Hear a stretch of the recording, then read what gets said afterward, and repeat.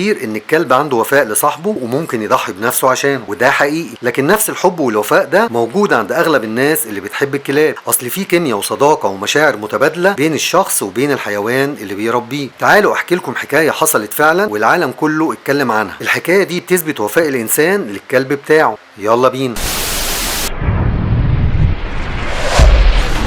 مساء الفل يا حلوين. كان يا مكان كان في واحد عايش في امريكا اسمه جون، كان مربي كلب اسمه شوب. شوب عاش مع جون 19 سنه، يعني عشرة عمر مليان ذكريات ولعب وهزار ومواقف جميله. وفي يوم جون لقى شوب صاحبه تعبان ومتألم ومش عارف ينام. لف بيه على دكاتره كتير واخد ادويه كتير لكن ما جابتش نتيجه. المرض كان في عظم ومفاصل شوب، ومفيش اي حاجه بتريحه وتخليه ينام من كتر الالم. جون جرب كل حاجه عشان يريح شوب ومفيش فايده. وفي يوم جون اخد شوب لبحيره ونزل معاه الميه على امل ان ده يهون عليه شويه. والمفاجاه ان شوب اول ما جسمه نزل في الميه ريح راسه في حضن جون صاحبه ونام. اكتشف جون ان شوب وهو على الميه ألمه بيقل وبيقدر ينام. جون فرح قوي انه اخيرا لقى حاجه تريح صاحبه وتخليه يقدر ينام. وكل يوم جون بقى ياخد صاحبه شوب ويروح بيه البحيره ويقف بالساعات عشان شوب ينام ويرتاح، لحد ما في يوم جون اخد شوب ونزلوا البحيره وكانت الشمس دافيه والبحيره هاديه، وحط شوب راسه في حضن جون صاحبه وفتح عينيه بصعوبه وكانه عارف ان دي اخر مره يشوفه فيها، وبصله بنظره وداع وكانه بيقول له شكرا يا صاحبي، وغمض عينيه وارتاح في حضن صاحبه اللي حس بيه ووقف بيه في البحيره بالساعات.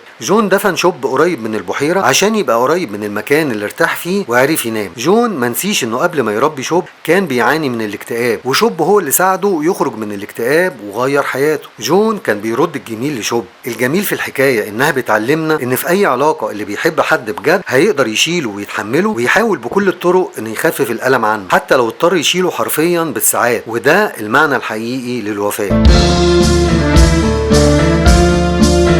ما تنساش بقى تشترك في القناه عشان تشوف الحلقات اللي جايه، وبقى اتفرج على الحلقات اللي فاتت. سلام يا حلوين.